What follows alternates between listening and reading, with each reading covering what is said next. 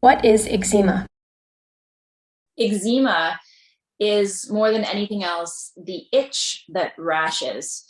It actually means the word from the Greek to boil, and it can really feel like that because the skin, when it's itchy, can often feel like torture.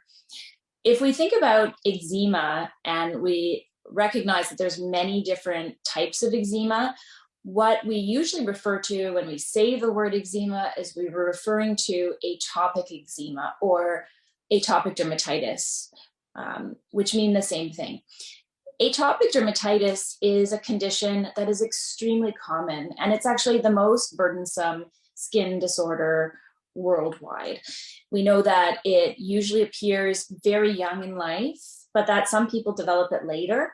We know that it is a condition that can have a significant impact on sleep and the ability to function or just wear clothes. It's a condition that usually comes with rashes on really typical locations, especially in childhood, and that those locations change over time. So that in infants, it starts on the cheeks and in extensor areas, and that as children become older, it will appear in areas where the skin touches other skin. And then by the time people are adults, it will appear in lots of different ways, sometimes only on the hands, sometimes only on the nipples, sometimes only on the lips.